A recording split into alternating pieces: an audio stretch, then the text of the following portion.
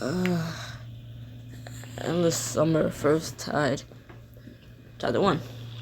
First Tide. This is, I guess, I don't know. It's Endless Summer, but I didn't finish chapter 1, but it's a lot to get used to. You come to face down in the surf, salt water rushing past your ears, gulls calling in the distance. The sounds are almost peaceful. You push up onto your hands and knees, coughing up brine, heart pounding, and glimpse your terrified reflection in the water. I wanted to keep things the same as like the original book, but I guess there's no point in that, because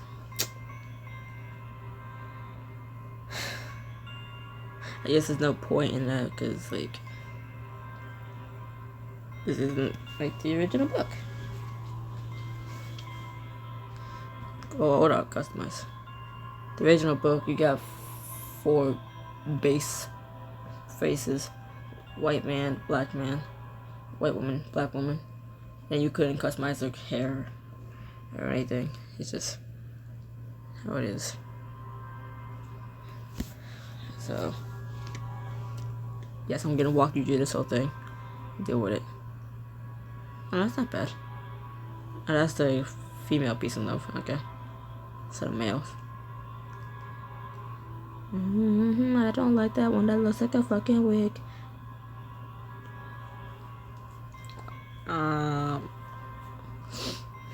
Cleopatra? I have to pick.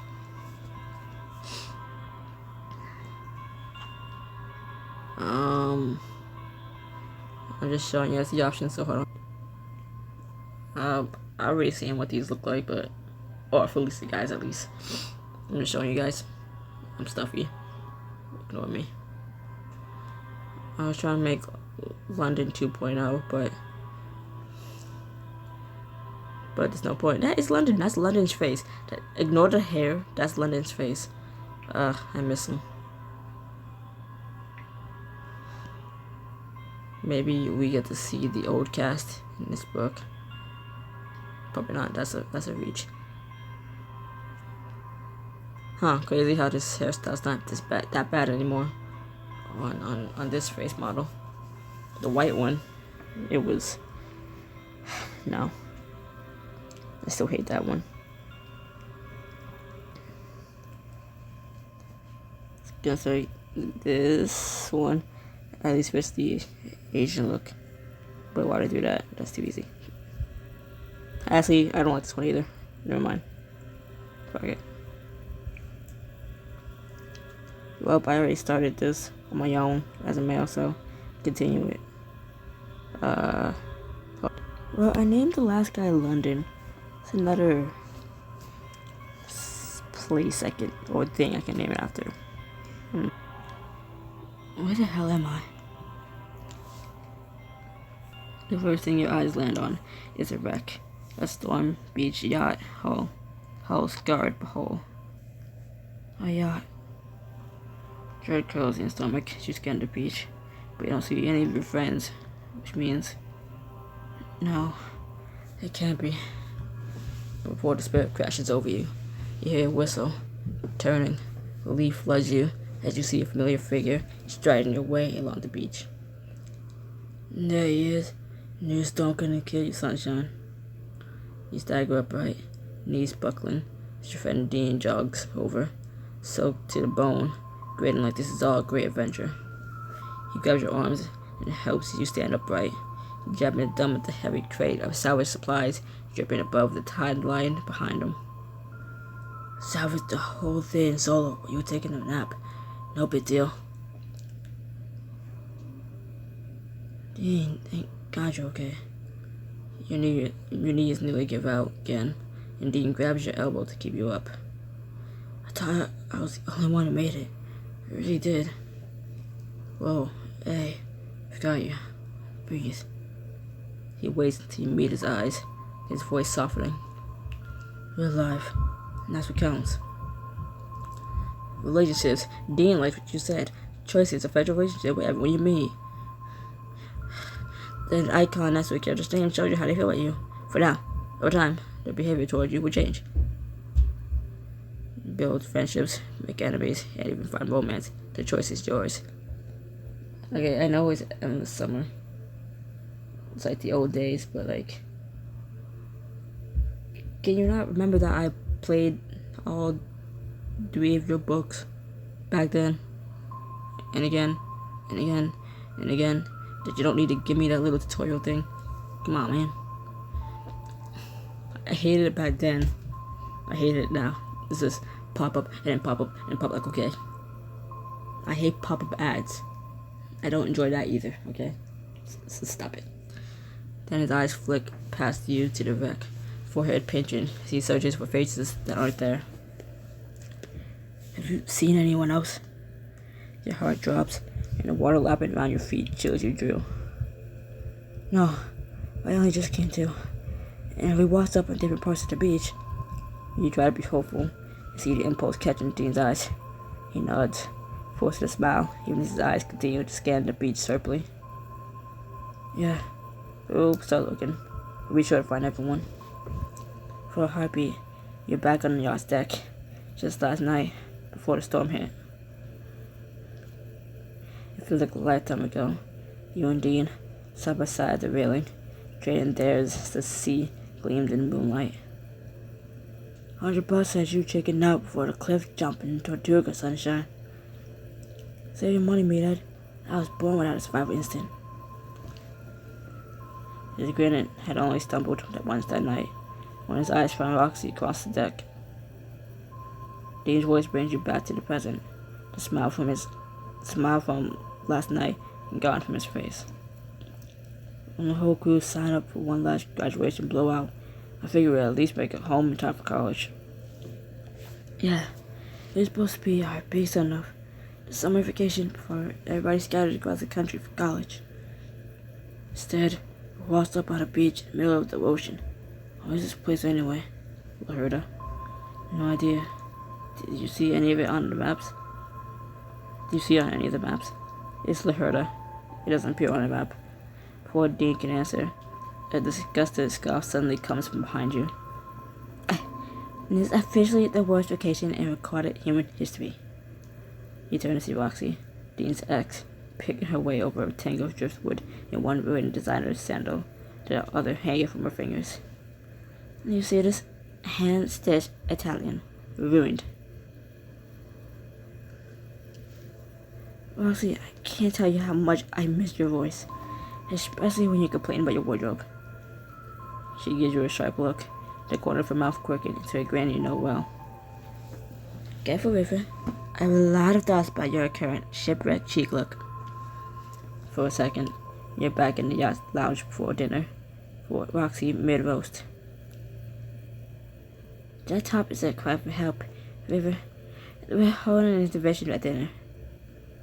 Brutal. Remind me to never let you near my closet. Then the boat had lurched, and with one heartbeat, her armor cracked, her eyes catching yours and holding on. For the second time, it's Dean's voice that pulls you from your memories. Rox, you see anyone else?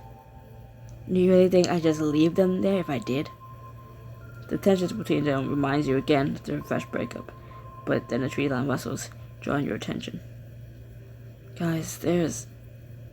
A familiar figure pushes out of the underbrush, a coil of salvage rope slung over one shoulder. Your best friend, your soon-to-be roommate. Simone! You sprint across the sand toward her. She gapes at Roxy and Dean. Seriously? On the heels of a shipwreck and those two are still fighting? She opens her arms as you meet her, and you pull her into a crushing hug, dress the young words into her messy waves of hair. Simone, you're the best thing I've seen all day. You squeeze her hard, then pull back an arm's length so you can take in every familiar feature of her face, the weight on your chest lifting. I'm just picking all the options I picked the first time. I half read this, except for my character's face in here. That's the only thing that's different. You squeeze her, and the name. You squeeze her hard, then pull back an arm's length so you can take in every familiar feature on her face. The weight on your chest lifting. The name was London last time. I just was trying to go back to that until I realized this is entirely different. So might not dwell in the past with London and crew. Seeing you is the only thing keeping me going right now. Color rises in Simone's face, the rope sliding an inch on her shoulder. She looks between your eyes, something like hope in hers. Same. Oh, so Roxy and I chopped liver, huh? Geraldine, I'm between a couple of besties. Simone looks you all over, her expression pinching. You know what she's gonna ask before the words are out of her mouth. Has anyone seen my brother? For a heartbeat, you're back on deck that first rough night. Sick over the rail, while Simone's brother, Grant, rubbed your back. Simone sips. Ginger's good for your stomach. It passes, I promise. No offense, but I think I might die first. Not on my watch. Breathe me. In. Out. Grant, you're way sweeter than you let on. You turn your head, smiling at him through your nausea. So if it's outside buried under all that devil-may care you got going on, color me surprised. Don't go saying that with smoke in here. She never let me live it down. I'm glad you tagged along this trip. Even your parents just made you come as a chaperone for Simone. You blink, and Grant's face is gone. Instead, Simone's features so similar to your brother's, standing for lonely in front of you. Simone, we haven't seen him. No, that doesn't... We don't know anything yet. He's fine. Simone clenches her fist, biting her lip hard as she stares out over the ocean, forcefully blinking her eyes dry. We had to start looking for him. As a wave crashes in, a groan draws all your eyes to the beached yacht. This is as far as I got. It's stuck in the rocks, but water's still getting inside, and washing everything inside back out to sea. All that stuff. We even need some of it. This is new territory. Quick, let's gather everything we can from the yacht before we lose it. Rossi and Dean start hurrying toward the yacht. You turn toward Simone, who nods determinedly. My brother's tough. I'm sure he'll be the one to find us. He'll want us to gather supplies in the meantime. You start to follow after Dean and Roxy, but something catches your attention from the corner of your eye. Far out over the water, faint blue and red lights pulse flow against the storm-bruised horizon. Do you see that? Simone turns to follow your gaze, but the lights disappear. Blue and red lights! Blue and red lights! Blue and red lights! Blue and red lights! If you didn't see book 1 of the original Endless Summer, you don't know what the fuck I'm talking about. And my feelings are hurt. The blue and red lights that we seen here in book 1 with this guy, Jake. I don't remember what it was or if it ever said what it was, but yeah. See what? Nothing. Let's go to the wreck. A few minutes later, you picture the tilted hull alongside the others. Water sloshes dark and rising in the flooded hold, swallowing whatever you don't grab fast. The toolbox is right there. Can almost reach it. You kidding? We need to find out emergency rations. We can't eat a wrench, Dean. We can fix things with it, like our shipwrecked yacht. Hello? About the flare gun so we can actually, signal for help?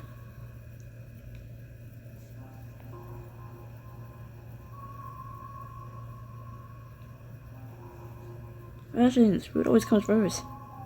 Everything else is dead weight if we're literally dead. Thank you. Someone who can prioritize. I can prioritize. I prioritized that whole crate this morning. And it was full of food, Dean, which is my entire point. Ignoring him, Simone waves toward a soggy box in the corner and starts pulling out waterproof packets. At the same time, a wave rattles the hull, the water level inside rising another few inches. Guys, let's play it. The tide's coming in fast. You haul your salvage up the slanted deck, the churning water bringing you back to several hours earlier. The deck tilted underfoot, as rain lashed. Grant is out in the churning black, already washed overboard. He struggles against the surf. River, help.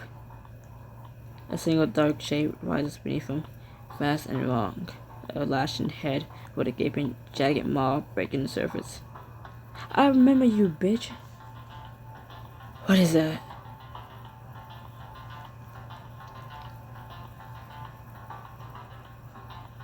You throw yourself at the rail, arms stretched out over the foam, reaching desperately. Grant, grab my hand. Grab it. But he's too far down, and even as he reaches, the water, or the thing in it, yanks him under. Grant. You snap back to the present, soaked and shaken, hardly feeling the beat of the sun. She emerged onto the deck. You forced the words out. The thing you've been carrying since the beach. I saw what happened to Grant. Something like a giant sea creature came up out of the water and took him. Simone stops walking in front of you, body unnaturally still for a second, before she turns to face you. What are you saying? Her breath shudders in her chest, and it tears you apart, but you force yourself to keep speaking. I tried to help him. I couldn't. I'm sorry. I don't think he could have survived that. Of course it's you. What? Simone says the next part down on the planks of the deck, not to you, her voice cracking in the middle. Why does it always have to be you, River? Her head snaps up, and you're caught in her watery gaze, pain and anger churning in the depths of her eyes. Why are you always the one telling me the thing that breaks me? It isn't really about Grant, not completely. You both hear it. You're back at the graduation party. Your stomach nods as you make your way to Simone, knowing you're about to break her heart. Simone, I don't know how to say this. Max, he's not being faithful to you. Shock registers on Simone's face, pain deep in her eyes, pain that transforms to fury. Seriously, River? You're gonna claim that my boyfriend is cheating on me? With what proof? Yours and Simone's friendship hasn't been the same since. Fractured. Just like the look on her face, she stares you down now. Do you want to hurt me or something? Simone, I told you exactly what I saw. Would you really want me to lie about something like this? Something like Max? Something like what I saw happen to your brother? Oh, so you want to go... So you just have to decide what I want now, do you? Simone, I didn't mean... You never mean to. You just always end up being the one holding the knife. I'm just gonna take a few minutes to myself over there. Pull myself together. The voices for these characters will develop when my voice doesn't sound like this. So, she nods toward the opposite side of the deck, then heads over. You stare after her, heart heavy. Losing her brother, never gonna say goodbye, is so cruel. Roxy comes up beside you. Her presence herself cannot comfort, rather need to establish physical contact. Give it some time. I can't believe Grant's gone either. Hey, guys, come look at this. Dean's call comes from the back of the deck. He's torn open a familiar suitcase. It's mine. You sprint over, elation flooding you at the thought of finding your luggage intact. Snacks. But you reach Dean, only to see the contents all fallen out and scattered by the storm. All that's left inside are some pieces of clothing. Ooh, River, what were you hiding that cooler number 4? Roxy takes out the pieces with a flourish, holding them up against your body. A pair of patterned swim trunks with a beachy shirt. I was saving for a good sunbathing opportunity. Nothing better than being stranded on the beach. You might as well ditch your seaweed rags before they start trapped in somewhere terrible. You look down at yourself, feeling the damp fabric you've been wearing hot in all the wrong places and trapped in sand in others.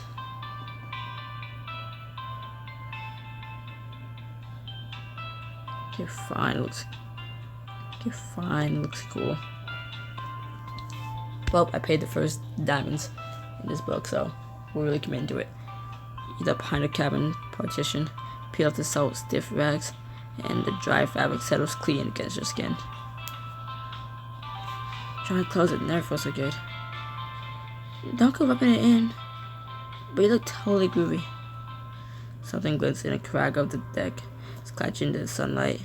You walk over, find a brass compass wedged into a coil of rope. Battered but not broken.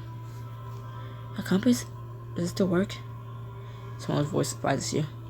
She's rejoined the group and looks down at the compass over your shoulder. Its needle swinging wildly, then settles, stubborn, pointing not north, but dead inland. That thing's waterlogged junk. Dead weight. Leave it. It's antique brass, Dean. It'd be worth real money back home. Or it could be a broken compass that points the wrong way. Just because you're too much of an airhead to read one doesn't make it garbage. Guys, it's pointing inland, but judging where the sun is, north is over the water. Yeah, broken, just like I said. Whatever, I'll get off the shipwreck and back onto dry land. You turn the compass slowly in your hands, before finally shrugging and putting it in your pocket. It doesn't feel like junk. I'm gonna hold on to it for now. You follow the others off the yacht, stepping carefully around the rocks. Dean picks his way to them and braces a shoulder against the hull. He shoves, grunting, like he can muscle the whole boat back to sea, but doesn't move an inch. Slowly blows. The hull's intact. We could sail her if she weren't wedged so tightly into the rocks. Can't believe the only thing between us and freedom is some rocks. They're so bogus. Wait, bogue? So bogue. Also, by the way, where is this place? Laherda.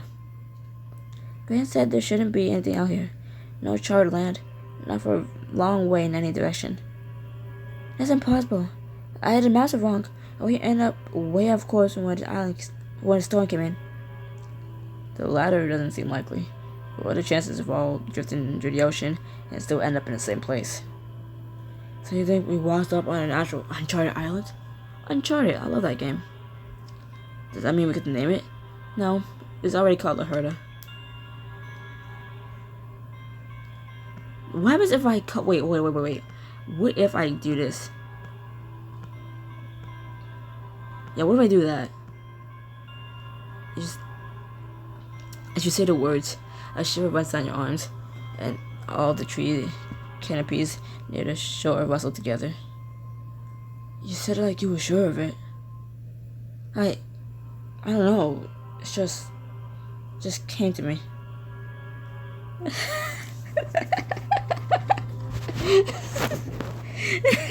Imagine a new reader on the, like someone new on this app, choices, seeing this book and deciding to read it. Obviously they wouldn't know about Laherda or like the very, very old book that was made years ago. Like when choices first came around, they didn't read that, so you have no idea what they're getting into in this. They probably would not have just. They probably wouldn't have had that same reaction my character just did. Like, I heard it. Like, why the fuck you sound like you know what you're talking about? Like, I don't know. It just came to me. Like I know about it. I don't know how. Meanwhile, I'm over here giggling, kicking my feet up, like, I've been here before. I played these games before. I know these tricks. That's funny. I'm glad I spelled it right. I'm glad my phone knew how to spell it. Because I thought I was spelling it wrong. My phone knew, so I'm good. You reach down and tighten your fingers around the compass in your pocket. A strange feeling of uncertainty vibrated within you. Earth to the space cadets. Who cares what this place is called? We have more important things to talk about. Roxy tilts her head back. Shooting her eyes, she finds the sun's position. Dean's like, where are we going to make shelter? We don't have that many hours of sunlight left. She's so short. Did you just actually have a good idea? Oh, up yours, Dean. If you could take 2 seconds to drop the whole kind of sentence. Okay, stop. Dean and Roxy instantly go quiet, and Dean blinks at Simone like he's never seen her before in his life. Simone rubs her temples, then lets out a long breath, lowering her head, lowering her hands. Let's just go find some shade and come up with a plan, okay? Yeah, sure, boss. Should we leave Grant somewhere before we go? Should we leave Grant something before we go? A goodbye or a marker in case he's... She shows off, eyes fixed out over the flat, glassy water in the distance. The last place any of you saw him alive.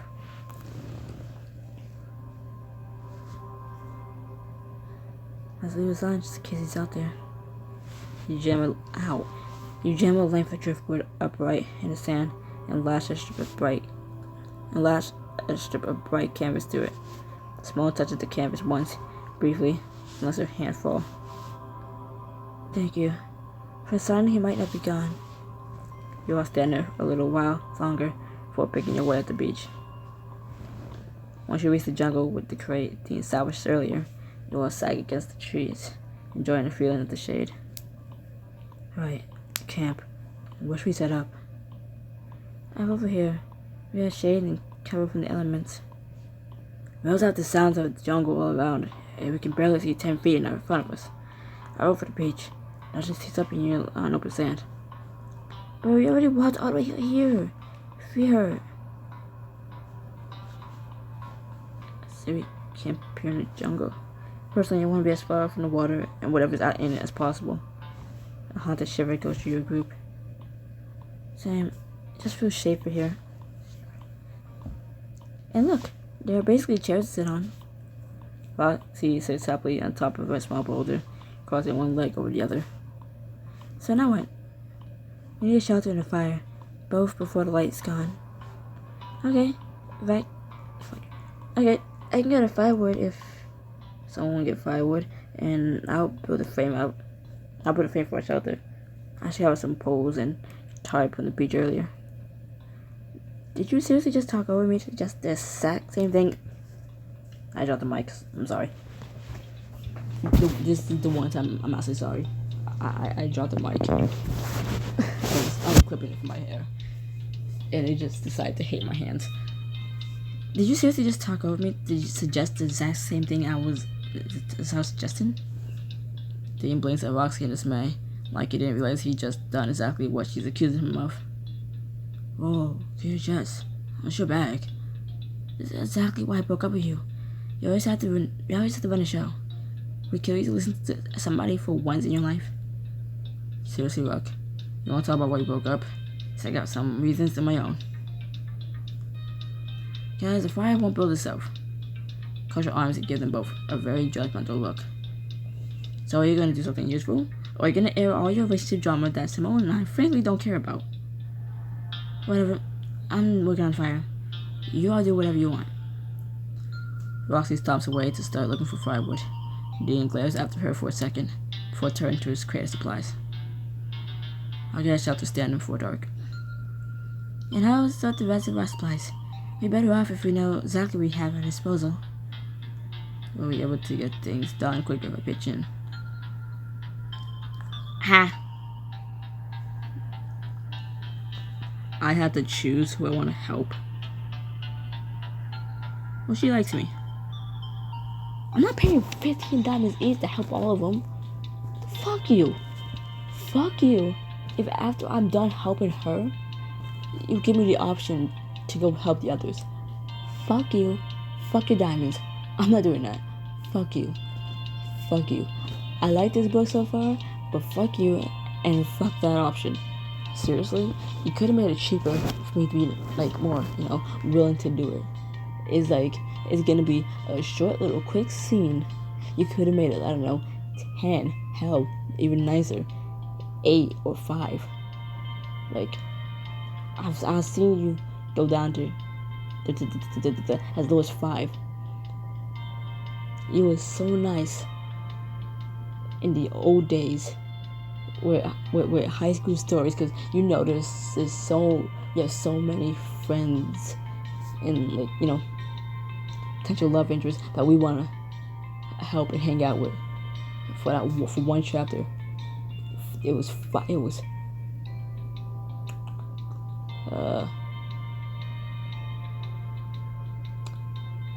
actually it was 1 or 5 for each diamond choice to give something to one person. But then for all of them it was 5, and it's you can't do that now or ever again. Come on.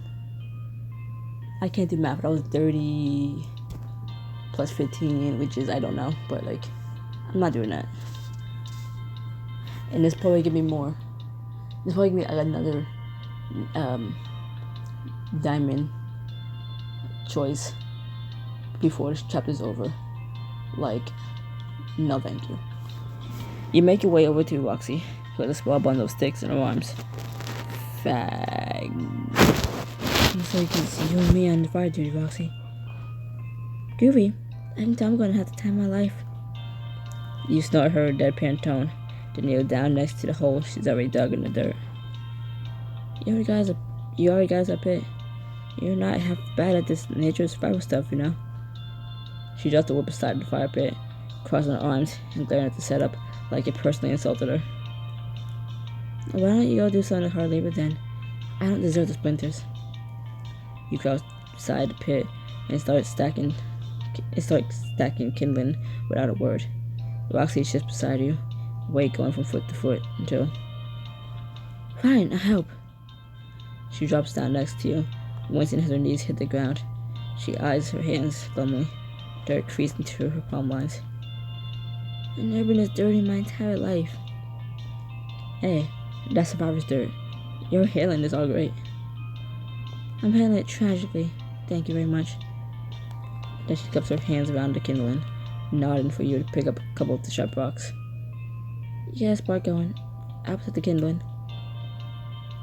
Before you complaining, you're kinda kicking ass at this. She rolls her eyes. You strike sparks off the flint, holding your breath as you wait for any of them to catch. Why is it taking so long? Fires happen by accident all the time. Roxy, I like your fire. You can teach this kindling digger too about catching fire. Roxy narrows her eyes, assessing. Is that an insult or a compliment? Be careful with your answer. A compliment, obviously. I like when you're all riled up. Reach out to her, tucking the lock of messy hair behind her ear. You know what? Life agrees with you more than you ever admit. Take that back immediately. Oh my god, it got dark. I mean, 2 p.m. But the sun just got covered. And it just got darker in my room, and I like it. It's not so aggressive anymore. I don't feel as hot, and it's back. And it's back. And it's back. I'm gonna turn around. I'm gonna face the other way. Okay. Take that back immediately. Can't. Suit, firelight, hair gone wild. It's working. It's really working. Of course it's working. It didn't work to me. That is not the point. She leans closer to the kindling, shielding the flame breeze with both hands. Okay, try it again. We're getting close. But the sparks keep dying as soon as they form, one after another, leaving only a darkening char mark in the kindling. Roxy draws up her arms. It's absurd. Do we need to make a sacrifice at a pit or something? Then she goes quiet, eyes catching on the silk scarf knotted around her wrist. Slowly, she tucks it against her chest. This is real designer silk, My mother brought it back from Paris. Oh, okay. Dan laughed when I packed it. It's a boat trip, Rox. Her boat's gone and her scarf is about to save 4 lives. What are you talking about? Silk burns hot. Tight weave, long fibers. I read that an fabric character died that absolutely did not have this in mind. She unties the scarf slowly, smooths it flat once over her thighs, then feeds it into the kindling, weaving it through the wood. Strike it, River, before I change my mind. You strike, and the silk catches, blooms, fire eating away its luxurious pattern as the kindling finally roars to life. Rosie, genius, it worked. It did. She stares at the fire she made, a startled smile breaking through before she can bite it back. It really did. You know, you should smile more. It's a real smile. Okay, as a man, probably playing as a man is probably not tell a woman to smile.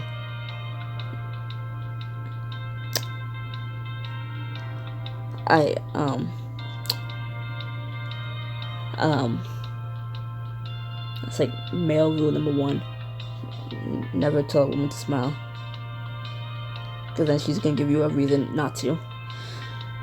You know, you should smile more. Your real smile. It looks good on you. Your whole face lit up brighter than the kindling rocks. She fights her growing smile and loses badly. Ew, that's so cringe. Never indeed tried anything that late on me.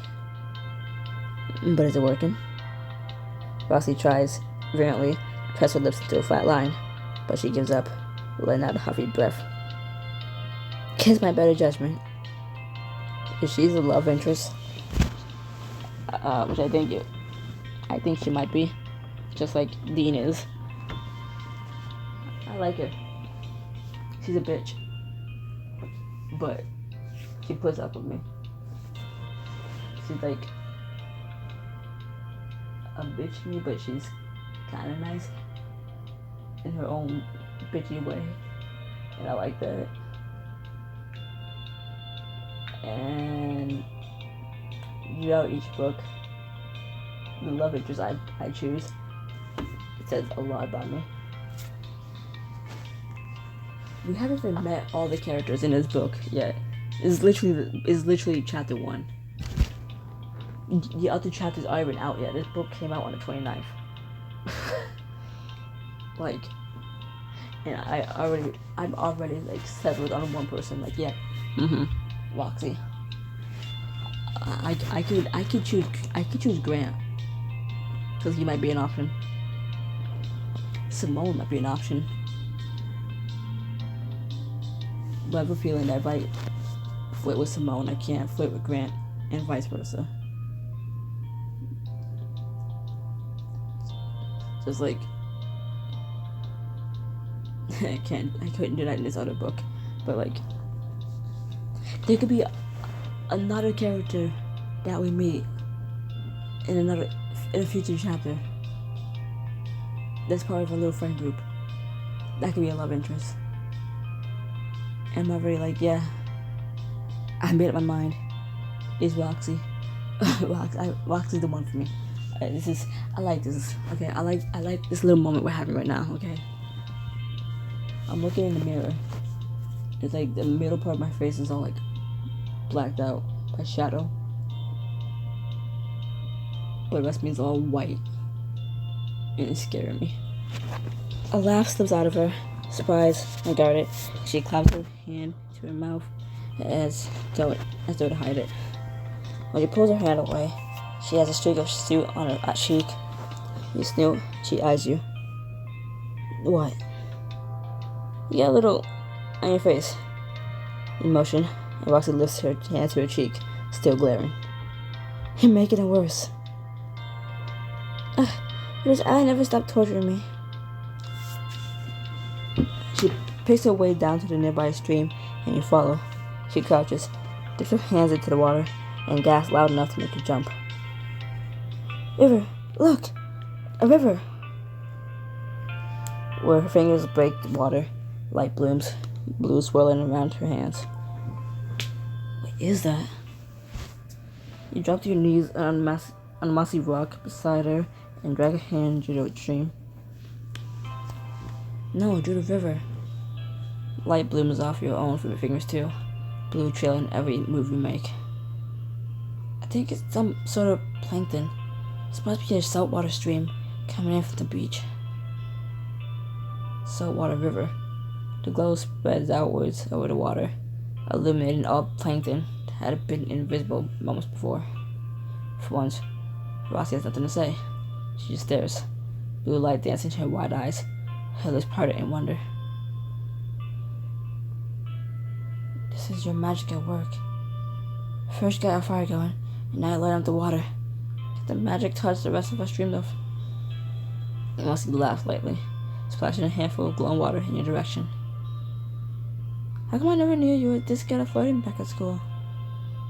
Maybe because you were taken then. The light was swell and dim, the gold fire bleeding back into the ordinary dark water. Oh, that's the only nice thing in this entire place. The only? I'm right here. She glances sidelong at you, something new catching between the two of you. Something you don't know either of you would have found back at home. I guess it's pretty nice that you're here too. Her fingertips trace the last fading spark across the surface before bumping into yours. She pulls her hand back sharply, straightening up. Come on, you better make sure our fire didn't go out. Or Dean didn't try to take credit for it. She heads back toward camp, and you're right on her heels, grinning her back, delighted to learn more about this new side of Roxy. If I do 15 more, I'll have... Can't do math, hold on. Ugh. Organized supplies. That sounds boring, I'm doing it. I'm doing it before the other one. This sounds boring. You make your way to Simone at the edge of camp, uncomfortably aware of the lingering fracture between you. Do you mind if I help out? Simone jumps that she hadn't heard you coming, like she'd been swallowed up in her thoughts. Beyond her, the salvage lies in the scattered pile at her feet. She turns towards you, brow tight. Yeah, I really could. There's a lot here. Come on, let's find a good place to lay this all out. Two of you each fill your arms with supplies to make your way away from the others. You come to a quiet break in the trees not far from the camp spot. Chocolate plants in full bloom all around. How's here? Absolutely gorgeous. You both carefully deposit your armfuls on the ground, and Simone gets straight to business, formulating a plan and sharing it with you in the same breath. Let's start with 3 piles: metal, rope, and canvas. We'll get more detail from there. Aye, Captain. She cuts you a look, and you feel the broken thing between you once again, and a careful distance on her face. We don't have a ship anymore. Okay, it's fine. Right, totally. She hands you a tin without quite meeting your eyes, then edges sideways on her knees until there are a few feet of distance between you. Okay, we're really doing the silent thing again. You work wordlessly. You only sound the shuffle and clink of the supplies you both move around. Reaching for the same rope, your hands brush, and Simone pulls back like she's been burned. Sorry, you take it.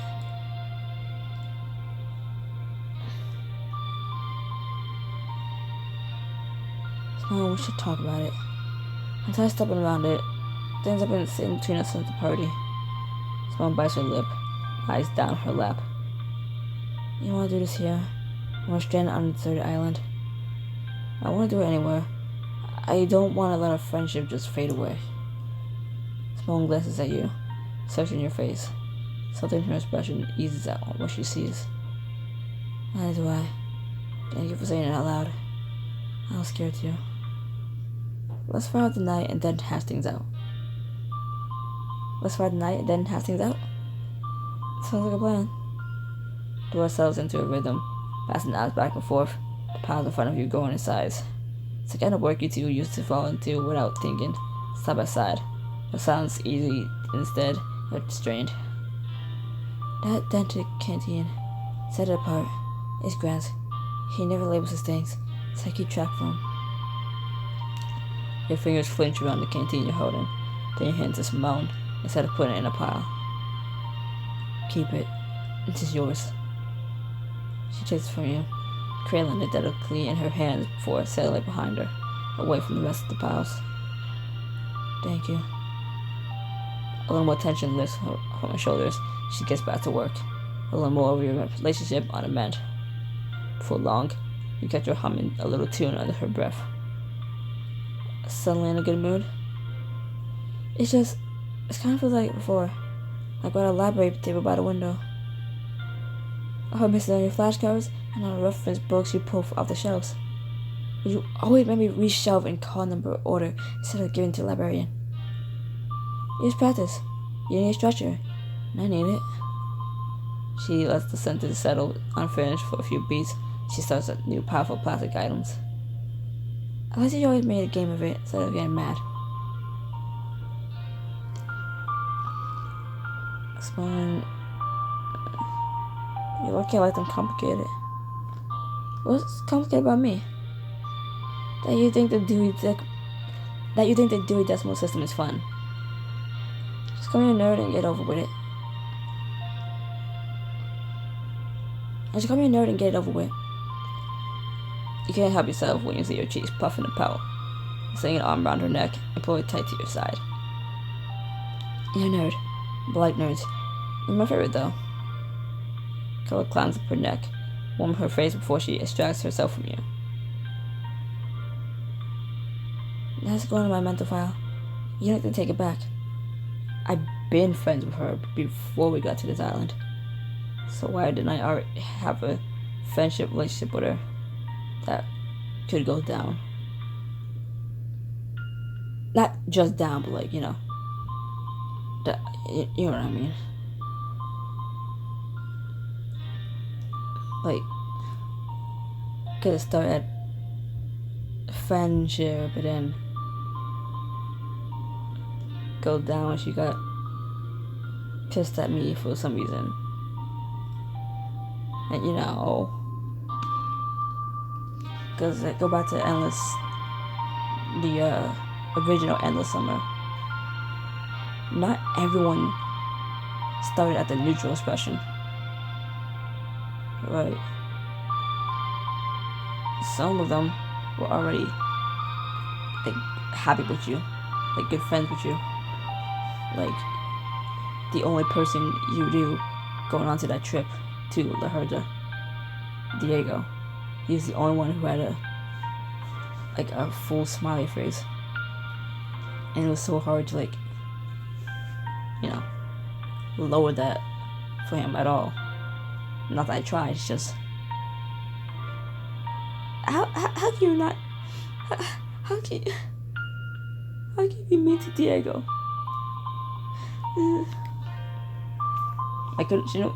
We were close friends and soon to be roommates, like I said. Why were we not already at the friend status? No want to. She passes you the next piece of junk without hesitating. Her fingers brushing yours and staying a half second. Thanks, but still treat me the same. I treat you like crap just for telling me a truth I didn't want to hear. You lay a hand on her shoulder, waiting for her eyes to find yours. You're still my person, Ramon. That hasn't changed. At least now you still want it to be. You forgive me? Just like that? Just like that. That's how much you mean to me. She almost smiles when the rustle makes you both jump. She lets out a squeak and scribbles backward so Vine crawls through the piles of supplies. How's it moving so fast? You draw an arm protectively in front of Simone, but the vine suddenly stills. A bulb on its end opening up, blooming into a vibrant purple flower. This isn't normal. Flowers don't bloom that fast. It's impossible. She reaches for the petals, brushing the very tip of her finger against the flower. The pink at the edges of its petals seems to glow. Doesn't make any sense, but it's wonderful, isn't it? She turns to you, her eyes alight with joy and awe you haven't seen in a long time. Oh, just don't make it a science project. We don't have time for you to whip out a notebook and start making sketches. I wish I had a notebook on me. Imagine this is a new species. I can be the one to discover it. I said, don't make it a science project. The petals suddenly blaze, like they're lit from within from one impossible moment. just as quickly as they brown at the edges and will before either of you can speak. Somebody dead. Just like that. This life was too short. Boy, it was beautiful, wasn't it? So beautiful. She pinches a wilted petal, and it crumbles the powder against her skin.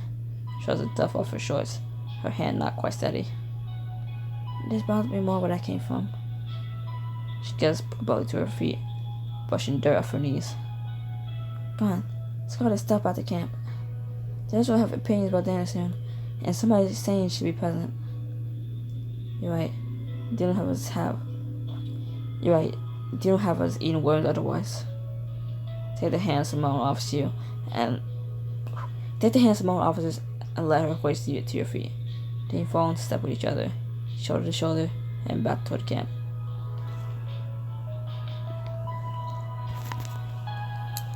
Might as well. You walk up to Dean as he rummages his supply crate. Mind if I give your hand to shelter? He pulls a couple of poles out, a grin on his face. No at all. Let's find sturdy ground to build on. Following Dean, you make your way over rocks and roots to a patch of forest-foot flatter ground to work on. The other's voices fading behind the trees. Dean gets straight to work, crossing 2 poles. We got lassie together. There are plenty of vines we could use. Look at you, Mr. Resourceful. Let me get you some. Tell some springy vines off the nearby trees, bringing them back to Dean. As long as one's good, hold the poles for me. He traded handfuls, and as he loosed the vine drew and around the crossed poles, you examine his face. The fire from this argument with Roxy earlier is gone, replaced by steady concentration. It looks like he's in his element. There, you got it. He yanks the vine tight, and it holds fast. Where'd you learn all this anyway? Lifeguard training. The ocean teaches you knots, or it keeps you stuff. You know what? Yeah, he looks like he'd be a lifeguard. Literally, you don't need to apply securely to your rescue raft. It's not going to be your supplies for long.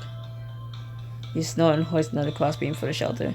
Dean braces it, nodding for you to take up a length of a vine. Come on, see what you got. Okay, but don't be mean if I can't do it like you. Your shoulders nearly touch as you try your hand at a vine knot, trying to replicate what you saw Dean doing moments ago. Oh, hold on. It's not a knot, sunshine.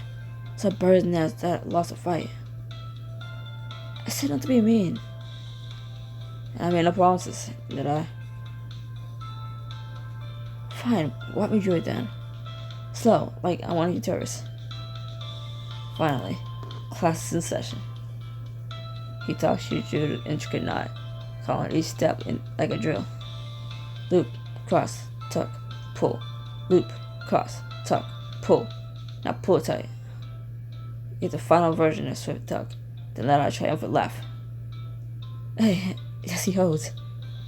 Of course holds. Taught you. Okay, not bragging, more working.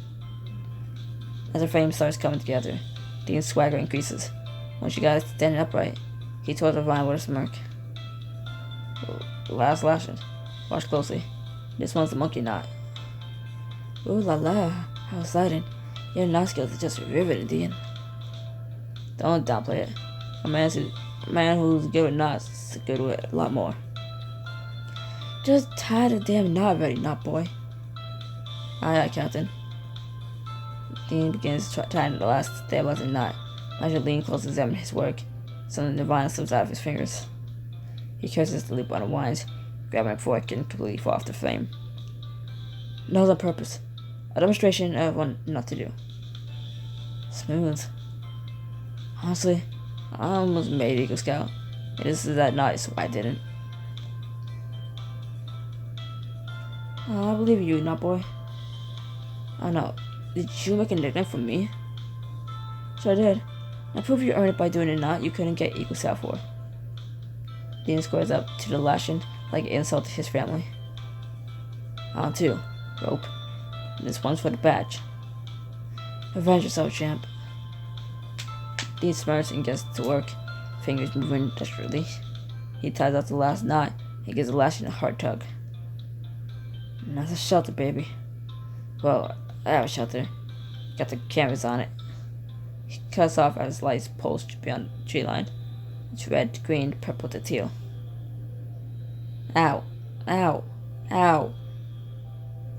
Far out. Lights fade farther into the trees, not disappearing entirely, but growing fainter, painting the leaves of a rainbow hues. What the hell is going on? His voice is barely above a whisper beside you, just as entranced as you are. I gave it to this place. It's trippy as hell, but there's something real amazing about it, too. Man, I'm glad we got to see this together. I don't know what it is, but you're right. It's magical. Yeah. Once it doesn't feel the quiet with a joke. The lights wash blue and red across his face. I watched 1,000 sunsets in the lavatory chair. Never once saw the sky do that. He shifts in closer, shoulder warm against yours, the lights glinting off his face. Hey, when we get home, You turn to him, and Dean shows off. He gazes at you hesitantly. You what? His eyes search yours, a hopeful spark in your depths. He blinks, and you see him make a decision not to push too far, too fast. I need a witness. My back home will believe me when I tell them about these lights. The lights ripple once more and fade. Dean lets out one long, slow breath. Man, this place. Then he clasps his hand hard, enough to scatter at the moment. Prison, I'm gonna get upright so we can get the cameras on. He guarded trees a moment longer, then turned and helped Dean. Together you heave the frame the right way up, then toss the salvage tarp until it resembles a decent nut shelter. Oh, I see that. You, me, and a pile of garbage fished out of the ocean. He knocks his shoulders into yours, then nods until the camp's glow through the palms. Come on, let's go around it. Let's go stand around it, and that's humble, what everybody calls its heroes. Do you pick up your project and carry it back to the others, trading smiles the entire way? You lower yourself down into the ground when you just realizing how tired you are. Back to work in a second. I just need to catch my breath. Look at you, taking a breather while I'm doing hard labor. This sure is one crazy vacation. By nightfall, fire crackles in front of your cobbled together shelter. The four of you stand back to take it in pride. We did that, guys. We did that, guys. All of us. Together. Yeah. Somebody start singing camp songs. Dean opens his mouth before he can let out a sound. Rossi gasps and points a trembling finger at the sky. Am I tripping, or is that... The seahorse drifts across the starry sky. Scales like cut jewels, wings beating slow and impossible. Seahorse. It trails ribbons of glitter that's hanging in the air behind it, scales catching the last violet light. A flying seahorse? You all track the impossible creature until it disappears behind the treetops. Its ribbons fade and last from sight. Dean breaks the stunned silence first, laughing lightly as he rolls a hand over his eyes. Oh man, did the sun cook our brains? Then the screech rips the air apart, sharp, animalistic, like any animal you ever heard, sending your heart into your throat. Some large creatures shoot of undergrowth, fast, low, and loud. The four of you instinctively huddle closer together. What was that? Dee snatches up a hefty rock and plants himself square between everyone and the tree line. Stay behind me, all of you.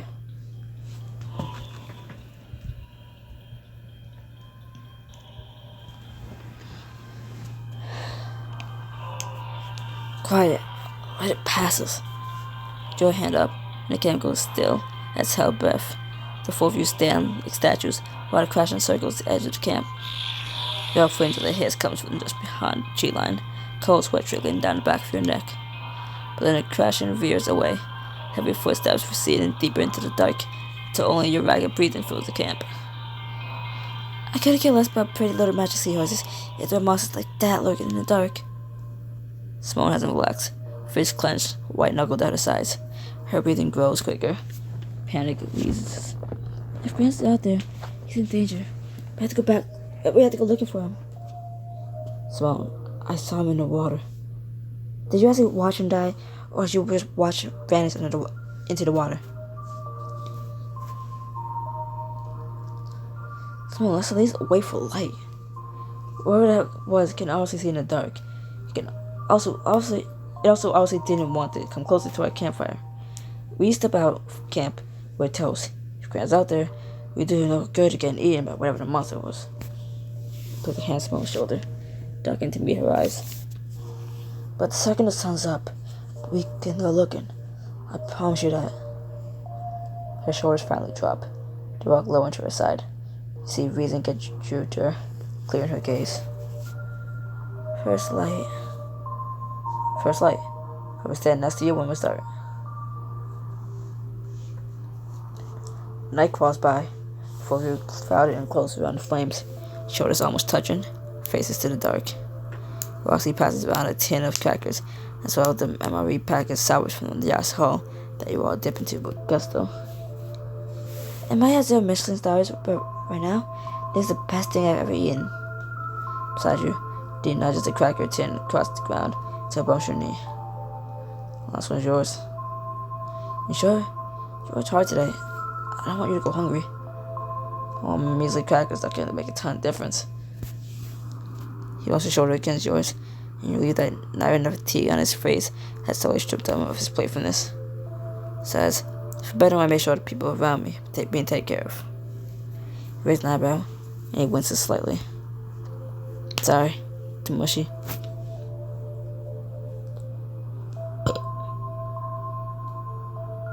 Damn, mushy looks good on you. Careful. Kid's up and the nickname's gonna be Softy. Stay back. I benched twice my weight. I got witnesses.